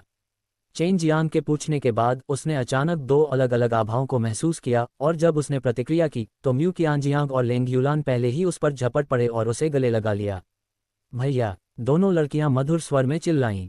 लेंग यूलान और म्यू कियांजियांग दोनों ने काले रंग की चड्डी पहन रखी थी। वे मूल रूप से मुखौटे पहने हुए थे, लेकिन अब उन्होंने उन्हें उतार दिया है। चेन जियांग ने उनके खूबसूरत चेहरों को देखा और हंसे। तुम दोनों लड़कियां, तुम इतनी सुंदर हो गई हो, मैं तुम्हें पहचान नहीं सकता। हालांकि लेंग यूलान और म्यू कियांजियांग दोनों ही सुंदरियां थीं, लेकिन वे दोनों ऐसी सुंदरियां थीं जिन्हें इस बात की परवाह नहीं थी कि उन्हें जिंदा भी दफन कर दिया जाए। बाहर कई मिशनों पर वांग जिनशी ने व्यक्तिगत रूप से उनकी क्रूरता देखी थी और अब जब वे चेन जियांग के साथ थे तो वे मासूम और हानिरहित मेमनों की तरह आज्ञाकारी थे। चेन जियांग ने उनके चेहरों पर चुटकी काटी और हंसते हुए कहा, उस समय जब मैंने सुना कि तुम दोनों एक साथ पागल हो गए थे तो मैं बहुत चिंतित हो गया था। अब जब मैंने देखा कि तुम दोनों ठीक हो तो मैं आखिरकार आराम कर सकता हूँ। व्यू कियांजियांग ने मांस का एक बड़ा टुकड़ा निकाला और बड़ी मुश्किल से चेन जियांग को सौंप दिया। भाई, हम अभी इसे भून रहे थे, यह अभी अभी बना है। चेन जियांग ने हंसते हुए डांटा, जियो जियांग, तुम अब भी वैसे ही हो। तुम बहुत स्वादिष्ट हो। चेन जियांग ने कुछ निवाले खाने के बाद उसे खा लिया और स्वादिष्ट ग्रिल्ड मीट की प्रशंसा की। फिर वे चेन जियांग को उस स्थान पर ले आए जहां उन्होंने बारबेक्यू शुरू किया। ऐसा लग रहा था कि वांग जिनशी ने अक्सर उनके साथ मिशन किए थे और उन्हें पहले से ही म्यू कियांजियांग के खाने के बड़े शौकीन होने की आदत थी। इसके अलावा लेंग यूलान और म्यू कियांजियांग लंबे समय से एक दूसरे के साथ मिलजुल कर रह रहे थे और उन्होंने खाना भी सीख लिया था। तुम कैसे हो? क्या तुम्हें यकीन है कि वह जगह नरक के द्वार की मांद है? वांग जिनशी ने मांस के कुछ टुकड़े खाने के बाद वह उचित व्यवसाय के बारे में बात करने लगी। चेन जियांग को याद आया कि वह पहले बहुत जल्दी में थी। लेंग यूलान ने सिर हिलाया, नहीं, लेकिन यह नरक के द्वार से संबंधित है। अंडरवर्ल्ड गेट से वह व्यक्ति जिसका हम पहले पीछा कर रहे थे उस जगह में प्रवेश कर गया था और वह अभी तक बाहर नहीं आया है। चेन जियांग ने भौहें सिकोड़ते हुए कहा, तुम लोग यहाँ इतने बड़े हंगामे में लगे हो, क्या तुम उन्हें डराने से नहीं डरते? और शायद उनके पास किसी तरह की दिव्य आत्मा की निगरानी पद्धति है। नहीं, देखो आग के नीचे क्या है। म्यू कियांजियांग हंसा। लेंग यूलान ने आग से राख उड़ाई और यह एक सरनी डिस्क निकला। हालांकि यह बहुत बड़ा नहीं था। चेन जियांग ऊपर आत्मा के दाने से बता सकता था कि यह सरनी डिस्क बहुत शक्तिशाली थी, लेकिन उसे नहीं पता था कि इसके प्रभाव क्या थे। हम एक सरनी डिस्क द्वारा बनाई गई बाधा के अंदर हैं। यह एक छोटी सी जगह के बराबर है और बाहरी दुनिया से अलग थलग है। लेंग यूलान ने कहा, मैं भी इसका एक हिस्सा परिष्कृत करना चाहता हूँ। बुरा नहीं है, ये बहुत दुर्लभ है कि आप अपने दिल को शांत कर सकें और मेंगर के साथ कलाकृतियां बना सकें। चेन जियांग ने प्रशंसा की। वह बहुत दिनों से अंदर नहीं आई है। म्यू कियांजियांग ने हंसते हुए कहा, वह अब जियानिक्सियन और अन्य लोगों की गति के साथ नहीं चल सकती। लेंग यूलान थोड़ा बदकिस्मत था और उसने जवाब दिया, बस इतना है कि मुझे बहुत दिलचस्पी नहीं है। यही वजह है कि मैं धीरे धीरे उनसे अपरिचित होता जा रहा हूँ। अगर मैं चाहता तो मुझे बस कुछ समय के लिए चिंतन पर ध्यान केंद्रित करने की ज़रूरत थी, फिर मैं एल्डर सिस्टर मिंगर और अन्य लोगों के साथ रह पाऊंगा। ठीक है, मैं पहले उस जगह पर जाऊंगा जिसके बारे में तुम बात कर रही हो और उसे देखूंगा। चेन जियांग ने कहा, हम भी जाना चाहते हैं। हम आपके रिंग में प्रवेश कर सकते हैं। लेंग यूलान ने कहा, वह पहले भी प्रवेश कर चुकी थी। म्यू कियानजियांग और वांग जिनशी दोनों ने अपना सिर हिलाया, वे भी चेन जियांग के लिए चिंतित थे। आखिरकार अधिक लोगों के पास ताकत है। चेन जियांग ने उन्हें रिंग में प्रवेश करने दिया, उसके बाद उसने फॉर्मेशन प्लेट को हटा दिया और छिपने लगा तथा उनके द्वारा बताई गई दिशा में आगे बढ़ने लगा। ये कौन सी जगह है? चेन जियांग नौ स्वर्ग दुनिया से बिल्कुल भी परिचित नहीं था। घने ईविल क्यूई से भरा एक जंगल, ये स्थान शैतान हत्या करने वाले दिव्य शहर के बहुत करीब है। वांग जिनशी ने कहा, शैतान हत्या करने वाले दिव्य शहर का पुनर्निर्माण किया गया है, लेकिन क्योंकि हम नरक शैतान सम्राट द्वारा बड़ी संख्या में शक्तिशाली राक्षसों को इस स्थान पर ले जाने के लिए नेतृत्व किए गए थे, इसलिए ये जंगल ऐसा हो गया। चेन जियांग एक काली तितली में बदल गया। यहाँ ऐसी बहुत सी तितलियां थीं, इसलिए उन्हें आसानी से नहीं खोजा जा सकता था। वह उस गुफा के बाहर पहुंचा जिसे लेंग यूलान और अन्य लोगों ने खोजा था। इसकी रक्षा करने के लिए एक अपेक्षाकृत गहरा अवरोध है और यह पत्थर का दरवाज़ा खोलना भी आसान नहीं है। चेन जियांग ने गुफा के बाहर कुछ बार उड़ान भरी। हालांकि यह पहाड़ बहुत ऊंचा नहीं था, लेकिन चेन जियांग महसूस कर सकता था कि अंदर बहुत भयानक मात्रा में बुरी ऊर्जा थी। चेन जियांग ने अपनी दाव हॉट आई को बाहर निकाला। उसने देखा कि उसके सामने एक हल्के भूरे रंग का पहाड़ था और फर्क सिर्फ इतना था कि पहाड़ का रंग गहरा काला था। इस पहाड़ के अंदर बहुत ज्यादा मात्रा में बुरी ऊर्जा है और ये लंबे समय से अवशोषित हो रही है। मुझे आश्चर्य है कि इस बुरी ऊर्जा का उपयोग किस लिए किया जाता है। चेन जियांग ने रिंग के अंदर मौजूद वांग जिनशी से पूछा, वरिष्ठ बहन, क्या इस जगह पर पहले भी बहुत सारी शक्तिशाली बुरी आत्माएं मर चुकी हैं? हाँ, जब आप सर्वोच्च दिव्य महल में गए तो ये टूट गया। वहाँ 1 दर्जन से अधिक शक्तिशाली दुष्ट राक्षस थे जो आपसे बदला लेना चाहते थे, इसलिए एक बड़ी लड़ाई हुई।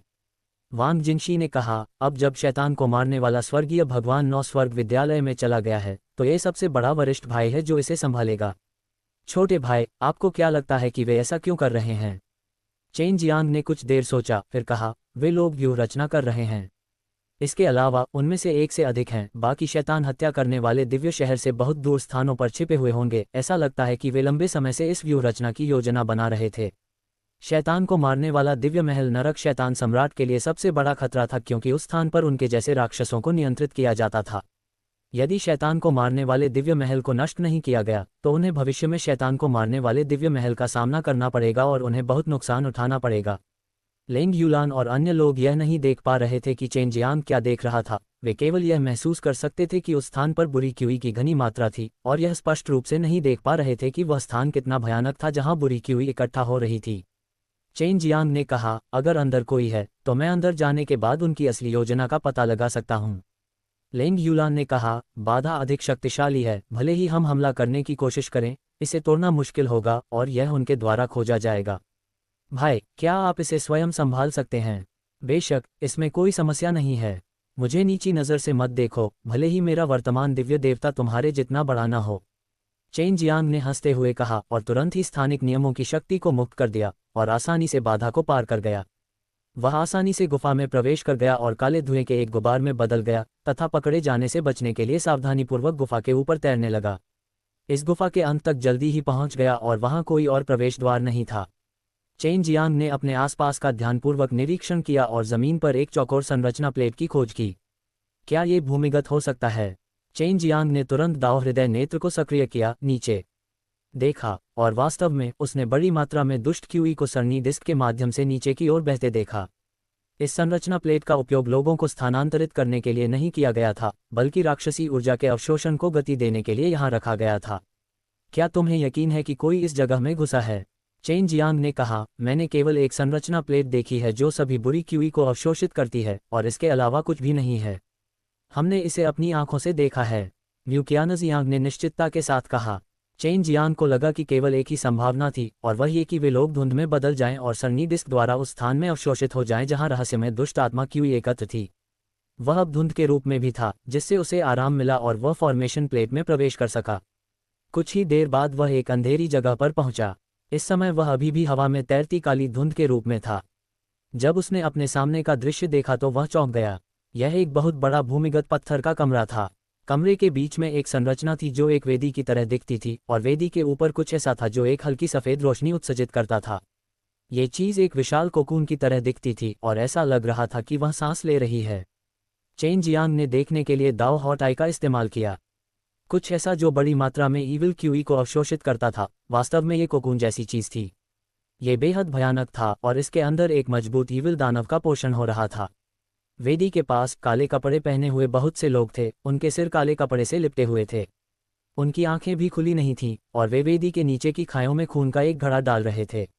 वेदी के नीचे कुछ खायां थीं जो वेदी के केंद्र की ओर जाती थीं। कोकून खून सोख रहा था। चेन जियांग ने जो कुछ भी देखा था वह सब उसने लेंग यूलान और अन्य 2 लड़कियों को बता दिया था। उन्हें नहीं पता था कि वह क्या कर रहा था। तो अब तुम क्या करने जा रहे हो? यहाँ 15 राक्षस हैं और वे कमज़ोर नहीं हैं। क्या तुम उन सभी से निपट सकते हो? क्यों न हम बाहर आएं और एक साथ उनसे छुटकारा पाएं? लेंग यूलान ने कहा, अभी नहीं। मेरे अवलोकन के अनुसार उनमें से 15 से अधिक हैं, इसलिए ये स्थान उनके लिए अत्यंत महत्वपूर्ण होना चाहिए। चाहे वह संरचना हो या वेदी, दोनों को बनाने में बहुत मेहनत और कीमती सामग्री लगी होगी। चेन जियांग ने दाओ हॉटाई का इस्तेमाल करके पत्थर के कमरे की दीवारों को ध्यान से देखा। उसने कई दरवाजे देखे और इन दरवाज़ों के अंदर काली धुंध का एक गोला था। वास्तव में लोग हैं। वे सभी दीवारों पर बने पत्थर के कमरों में छिपे हुए हैं।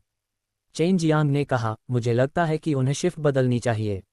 अभी लेंग यूलान और अन्य लोग केवल चेन जियांग द्वारा उनके बारे में और अधिक खोज करने की प्रतीक्षा कर सकते थे। जैसे ही चेन जियांग उनके शिफ्ट बदलने का इंतजार कर रहा था, अचानक वेदी पर विशाल कोकून के पास एक लाल रोशनी दिखाई दी।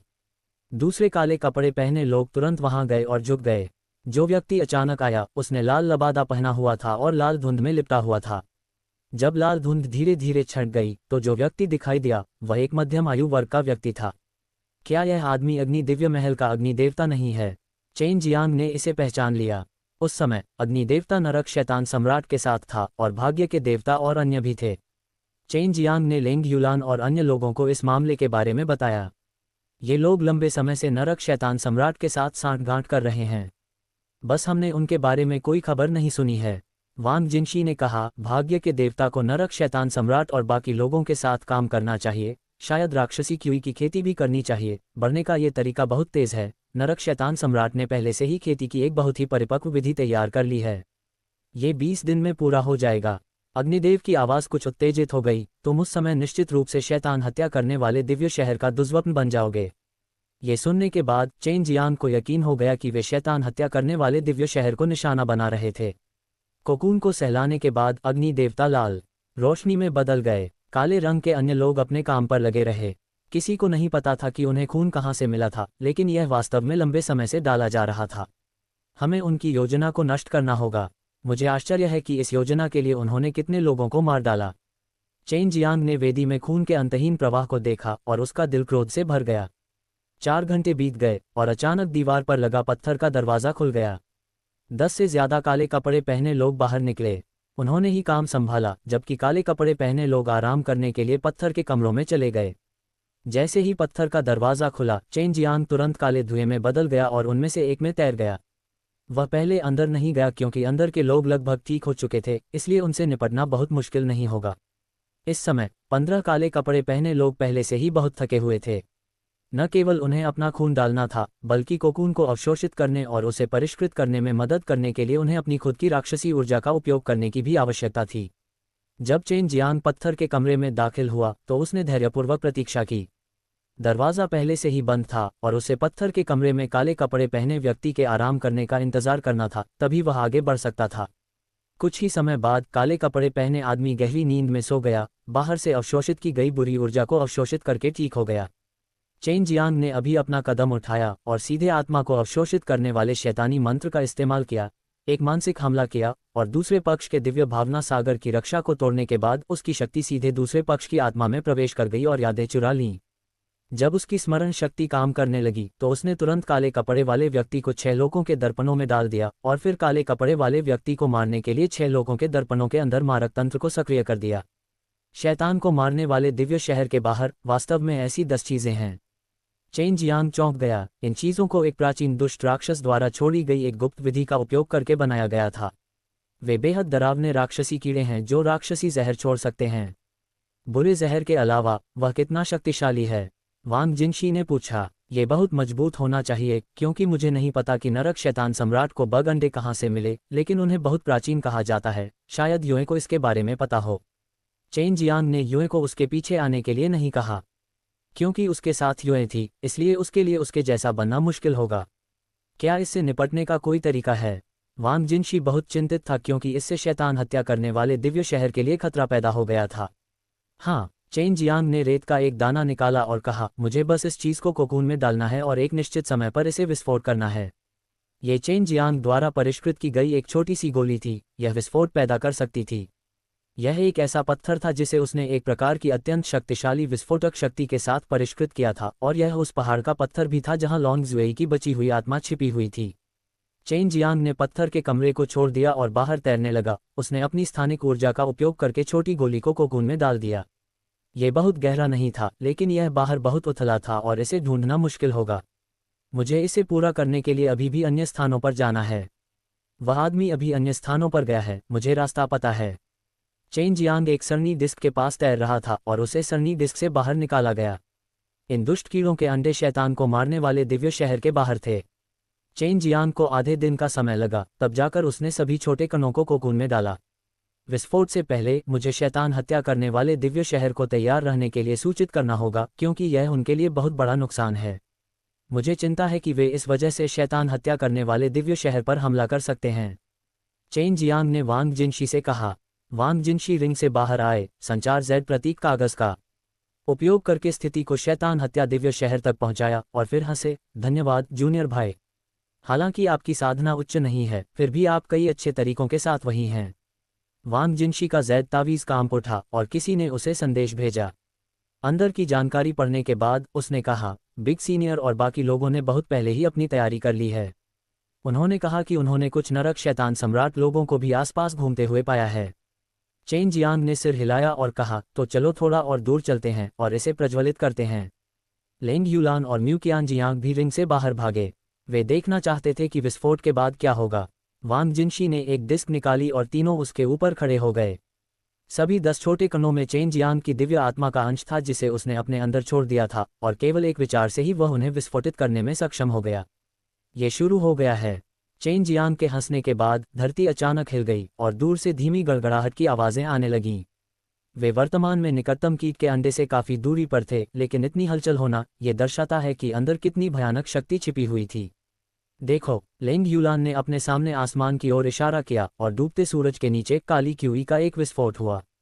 चेन जियांग ने कीट के अंडे को प्रज्वलित कर दिया था, जिससे अंडे के भीतर संघनित ऊर्जा बाहर निकल गई। शैतान को मारने वाले दिव्य शहर के अंदर के लोग अभी सभी दिशाओं से गड़गड़ाहट और कंपन महसूस कर सकते थे। 10 बग अंडे शैतान को मारने वाले दिव्य शहर को घेरे हुए थे, इसलिए शैतान को मारने वाले दिव्य शहर को विस्फोट के बाद का असर साफ साफ महसूस हो रहा था। विस्फोट के बाद वांग जिनशी ने एरे डिस्क को सक्रिय किया और छोटे से गांव में वापस आ गया। लुकिलियन विला में थी, इसलिए जब वांग जिनशी और अन्य लोग वहां गए तो उन्होंने तुरंत उसे दुष्ट कीड़ों के बारे में बताया। युएर ने जब ये सुना तो वह हैरानी से बोली, इस आदमी को ये कीड़े के अंडे कैसे मिले? ये चीज़ बहुत डरावनी है। एक बार पैदा हो जाने पर यह खतरनाक होगी। मुझे इसके बारे में बताओ। लवकिलियन ने भौहें सिकोड़ते हुए कहा, शायद उनके पास अभी भी अधिक है, हमें सबसे बुरी स्थिति के लिए तैयार रहना होगा। चेन जियांग ने सोचा था कि युए को इसके बारे में पहले से पता होगा, क्योंकि कीट का अंडा प्राचीन काल का था। ये किसी पुरानी दुनिया से होना चाहिए था, जो स्टार लॉर्ड डिवाइन दायरे के समान था। युए वास्तव में जानता था और इसे काफ़ी अच्छी तरह समझता था। अध्याय को लेंग यूलान और म्यूकियान जियांग उदासीन दिखे। उन्हें इस बात का कोई अंदाज़ा नहीं था कि यह क्या है, इसलिए वे स्वाभाविक रूप से इससे डरते नहीं थे, लेकिन वांग जिनशी और चेन जियांग के चेहरे पर गंभीर भाव थे और लवकिलियन के चेहरे पर गंभीरता थी। वह पहले से ही युए को बेहतर समझती थी, चाहे युए स्टार लॉर्ड डिवाइन दायरे से हो या एक मजबूत कानून लागू करने वाली हो। युए एक मेज पर उड़ गई, कप में रस का एक घूंट लिया और कहा, आपको पहले से ही पता होना चाहिए कि मैं स्टार लॉर्ड डिवाइन दायरे से हूँ, है ना? दूर के तारों वाले आकाश के बाहर भी इस जगह के समान कई दिन और महीने हैं। केवल इतना है कि आपकी वर्तमान 9 स्वर्ग दुनिया उस बिंदु तक विकसित नहीं हुई है जहां मैं अपनी सीमाओं को तोड़ सकता हूं और दूर के सूक्ष्म विमान में प्रवेश कर सकता हूं। काश हम सुपर गॉड दायरे को अपने अधीन कर पाते। दूर के तारों वाले आकाश में इस तथ्य के अलावा कि हमारा स्टार लॉर्ड डिवाइन दायरा एक शक्तिशाली और समृद्ध दुनिया है, कुछ और भी मजबूत दुनियाएं हैं और उनमें से एक को विशालकाय देवताओं की दुनिया कहा जाता है। वे सभी विशालकाय और विशाल जानवर हैं और वे सभी बहुत शक्तिशाली हैं, लेकिन इस दुनिया को एक प्रकार के कीड़े ने नष्ट कर दिया है। यूएर ने गहरी सांस ली। बाद में, क्योंकि ये कीड़े लंबी दूरी तक नहीं चल सकते थे और भोजन नहीं पा सकते थे, वे विशालकाय देव दुनिया में मर गए। आपके विवरण के अनुसार वे अंडे उन कीड़ों के थे और मुझे नहीं पता कि उन्हें यहाँ कौन लाया। लांग जुआई ने पूछा, विशाल दिव्य दुनिया की तुलना आपके स्टार लॉ दिव्य क्षेत्र से कैसे की जा सकती है?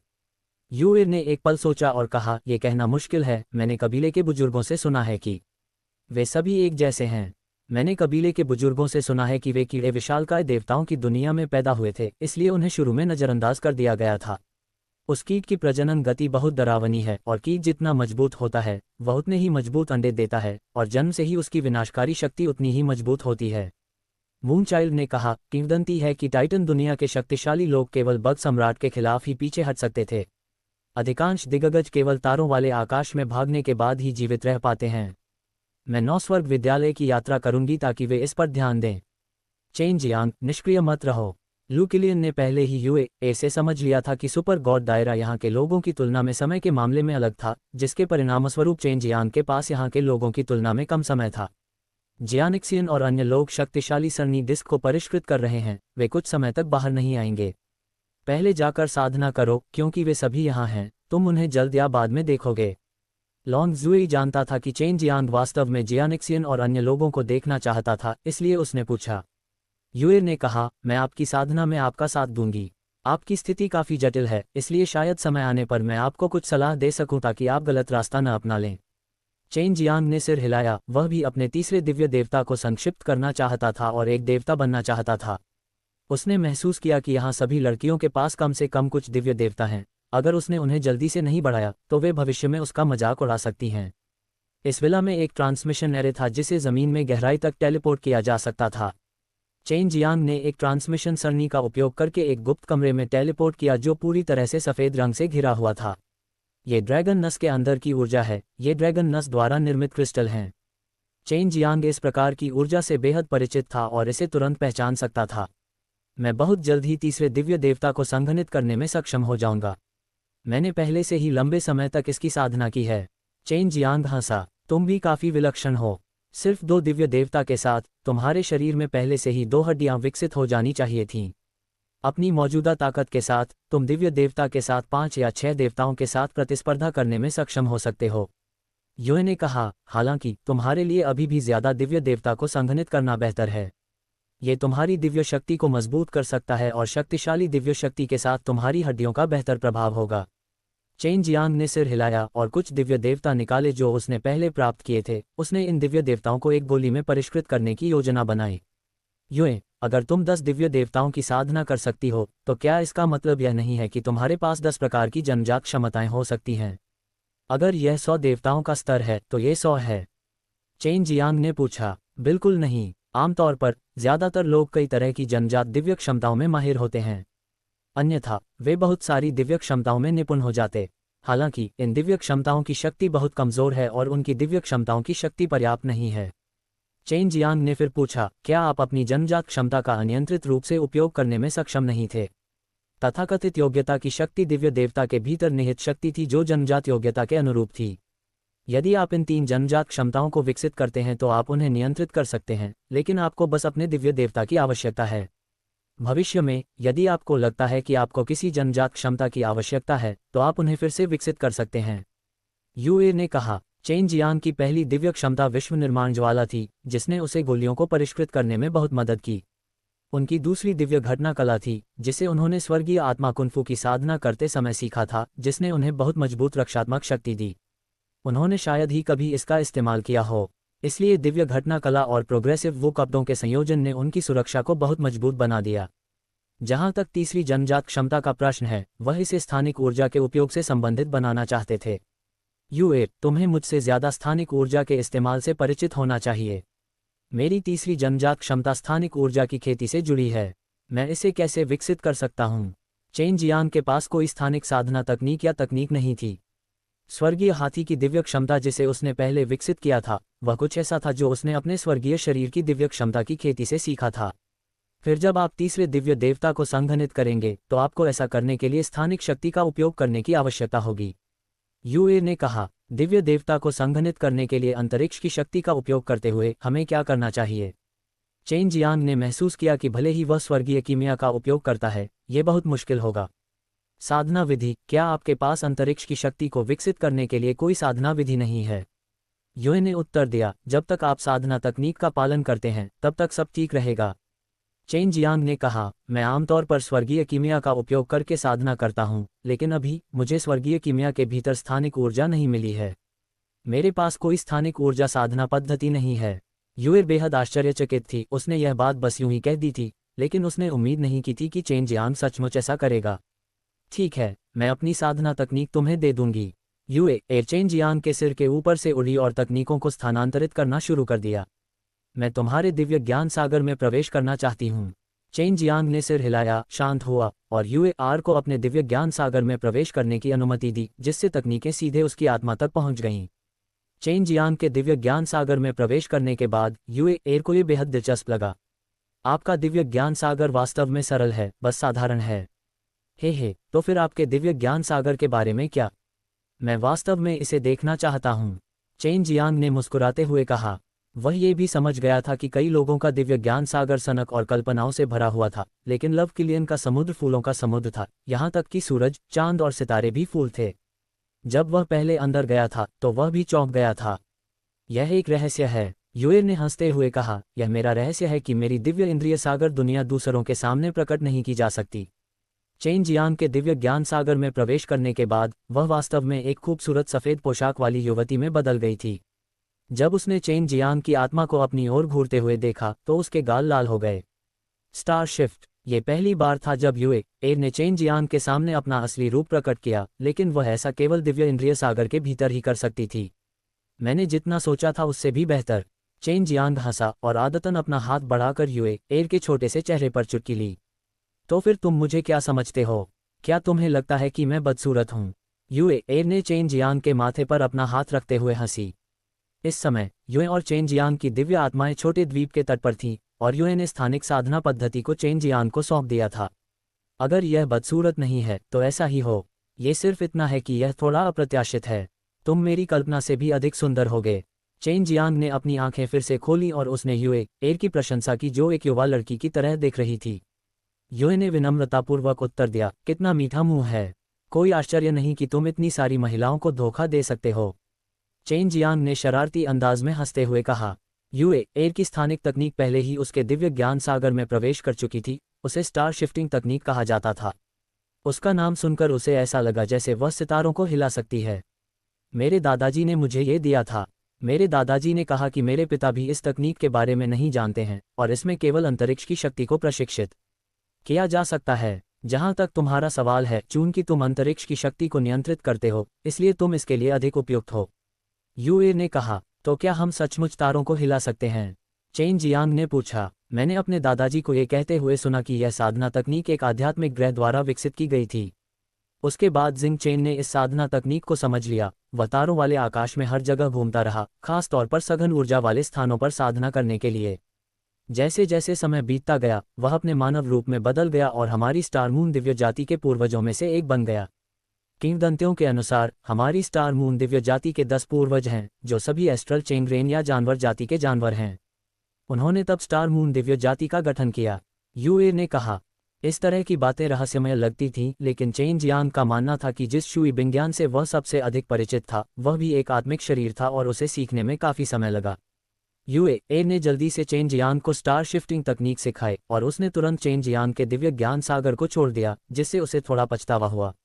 वह मूल रूप से यूए को चिढ़ाना चाहता था। चेन जियांग ने यूए को देखा और अचानक महसूस किया कि यह बुरा नहीं था कि वह एक छोटी बिल्ली का बच्चा थी। अपनी साधना शुरू करो। तुम्हारी तीसरी दिव्य आत्मा पहले ही संघनित हो चुकी है और अभी भी तीसरे दिव्य देवता की कमी है।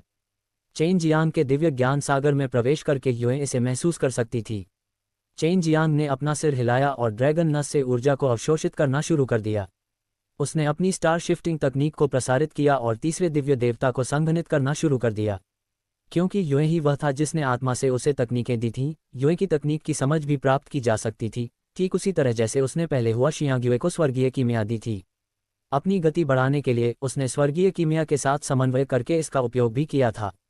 ऐसा इसलिए था क्योंकि उसे अभी भी अपने शरीर में ऊर्जा को अवशोषित करने के लिए परिष्कृत करना था और फिर उसके बाद स्टार शिफ्टिंग तकनीक के माध्यम से इसे स्थानिक बल में संघनित करना था। उसके सामने वह स्वर्गीय कीमिया का उपयोग करके अवशोषित ऊर्जा को परिष्कृत कर सकता था, और एक बार जब ऊर्जा 6 लोगों की शक्ति में परिष्कृत हो जाती थी तो वह सीधे अंतरिक्ष की शक्ति को संघनित करने के लिए स्टार शिफ्टिंग तकनीक का उपयोग कर सकता था, इसे तीसरे आत्मा के स्थान पर इकट्ठा कर सकता था। जब तक वह पर्याप्त अंतरिक्ष ऊर्जा एकत्र करता है तब तक संघनित दिव्य देवता अंतरिक्ष की शक्ति से संबंधित होगा। आधे दिन तक साधना करने के बाद उसने महसूस किया कि उसकी साधना की गति पर्याप्त तेज नहीं थी, इसलिए उसने पहले प्राप्त दिव्य देवता को बाहर निकाला और इन दिव्य देवताओं को एक गोली में परिष्कृत करने के लिए स्वर्गीय कीमिया का उपयोग किया। ये तेज होना चाहिए। चेन जियांग ने इनमें से कुछ गोलियां एक ही घूंट में निगल लीं। उसके पास स्वर्गीय कीमिया थी, इसलिए उसकी शोधन गति बहुत तेज थी। युएर ने पत्थर के कमरे के कोने से देखा और बेहद हैरान थी। चेन जियांग ने दिव्य देवता से परिष्कृत की गई बड़ी मात्रा में गोलियां खा ली थीं और अब ड्रैगन नस के अंदर साधना कर रहा था। ड्रैगन नस से बड़ी मात्रा में ऊर्जा को अवशोषित कर रहा था। उसकी नज़र में चेन जियांग एक अथाह गड्ढे की तरह था, जैसे कि उसे भरने के लिए पर्याप्त ऊर्जा भी नहीं थी। 2 महीने बीत गए। चेन जियांग ने लगातार 2 महीने तक साधना की और यहाँ तक कि अपने सभी दिव्य विग्रह को गोलियों में परिष्कृत कर दिया। इस तरह वह तीसरे दिव्य विग्रह को संघनित करने में कामयाब रहा। कैसा है? युए ने जल्दी से पूछा। पिछले 2 महीनों से वह धैर्यपूर्वक इंतजार कर रही थी। आखिरकार ये बहुत उबाऊ था। मेरा तीसरा दिव्य देवता सीधे 6 लोगों की शक्ति को स्थानिक ऊर्जा में बदल सकता है, और भविष्य में मैं जिस स्थानिक ऊर्जा का उपयोग करता हूँ वह और भी अधिक दुर्जय होगी। चेन जियांग ने कहा, ये क्षमता स्टार शिफ्ट होनी चाहिए। जब उसने तीसरे दिव्य देवता को संघनित किया तो उसका दिव्य इंद्रिय सागर भी बहुत बड़ा हो गया और तीसरा दिव्य देवता भी प्रकट होना चाहिए था, इसलिए उसके पूरे शरीर की गुणवत्ता बहुत बढ़ गई होगी। यदि उसके दिव्य इंद्रिय सागर में 10 से अधिक दिव्य देवता होते तो उसके दिव्य इंद्रिय सागर की शक्ति और भी भयानक होती। ये जल्द ही हो जाना चाहिए, चेन जियांग ने कहा। इस बार उसने तीसरे दिव्य देवता को संक्षिप्त करने में बहुत समय लगाया होगा, भले ही वह इसे महसूस नहीं कर सका। 2 महीने, युए ने कहा। बाहर कुछ हुआ होगा। मैंने पहले ही कहा था कि नर्क शैतान सम्राट 9 हेवन स्कूल पर हमला करने वाला है। मुझे लगता है कि यह शुरू होने वाला है। चेन जियांग ने अपना सिर हिलाया। ये संभव है कि वे योजना को आगे बढ़ाएंगे, क्योंकि मैंने आदिम दुष्ट कृमि की योजना को नष्ट कर दिया है। वे निश्चित रूप से शर्मिंदगी से क्रोधित हो जाएंगे, और अब मुझे बस चिंता है कि उनके पास अभी भी वे प्राचीन दुष्ट कीड़े हैं। मैंने पहले उन लोगों की यादों से सुना था कि अंडे नरक शैतान सम्राट द्वारा परिष्कृत किए गए थे। मुझे आश्चर्य है कि उसने उन अंडों पर किस तरह की चालें इस्तेमाल की थीं। युए को भी इस बात की चिंता थी। उन राक्षसी कीड़ों की प्रजनन गति बहुत तेज थी और वे जितने अंडे दे सकते थे उनकी संख्या बहुत ज्यादा थी। अगर कोई उन्हें वास्तव में प्राप्त कर लेता तो निश्चित रूप से उन्हें बहुत कुछ प्राप्त होता। इस पत्थर के कमरे में एक दरवाज़ा था जिसके अंदर जाने पर एक ट्रांसमिशन सरणी दिखाई देती थी। चेन जियांग और युएर को इस ट्रांसमिशन सरणी के जरिए ऊपर टेलीपोर्ट किया गया था। शीर्ष पर पहुंचने पर तभी चेन जियांग ने देखा कि छोटे से गांव में हलचल मच गई थी। वह कई खूबसूरत महिलाओं को देख सकता था, लेकिन वे सभी जल्दी में थीं, जैसे कि वे किसी काम में व्यस्त हों। ज़ुई, लॉन्ग ज़ुई को ऊपर उड़ते हुए देखकर चेन जियांग ने उत्सुकता से चिल्लाया। जब लॉन्ग ज़ुई ने चेन जियांग को देखा तो वह तुरंत नीचे उतरा। तुम आखिरकार बाहर हो। लड़ाई शुरू हो गई है। 9 स्वर्ग स्कूल का नेतृत्व नरक शैतान सम्राट ने किया था और उसने हमला किया था। 9 स्वर्ग विद्यालय अत्यंत महत्वपूर्ण है। हम निश्चित रूप से नरक शैतान सम्राट को उन्हें प्राप्त करने नहीं दे सकते, इसलिए हमें अब जाकर मदद करनी होगी। बहन किलियन ने कहा कि वह चिंतित थी कि नरक शैतान सम्राट हम पर भी हमला करेगा, इसलिए हमें इसके लिए तैयार रहना होगा। इस जगह पर एक ड्रैगन नस थी। ड्रैगन नस में अनंत मात्रा में ऊर्जा थी और सरणी डिस्क इस ऊर्जा को बनाए रखने और संचालित करने के लिए अवशोषित कर सकती थी। यदि सरणी में आत्मा का दाना बहुत गहरा और मजबूत था तो रक्षात्मक सरणी भी बहुत भयानक होगी। स्वर्गीय दिव्य महल द्वारा उपयोग किए जाने वाले स्पिरिट ब्रेन द्वारा परिष्कृत 9 गुना स्थान और यहाँ तक कि दिव्य यान जिंग से भी असहाय थे। ये देखा जा सकता था कि वे कितने भयानक थे। युएर के हाथों में हेक्सागोनल डिस्क, जिसे स्टार मून हेल के रूप में भी जाना जाता था, को भी गहन स्पिरिट ब्रेन का उपयोग करके परिष्कृत किया गया था। दिव्य पुस्तक में आत्मा अनाज जो लियू मेंगर और अन्य लोगों को मिला था वह 9 दिव्य राजाओं से प्राप्त हुआ था और 9 दिव्य राजाओं को ये स्वर्गीय दिव्य महल से मिला था। युए, तुम बिंग यान के साथ यहीं रहो, मैं 9 हेवन स्कूल की यात्रा करूंगा, चेन जियांग ने कहा।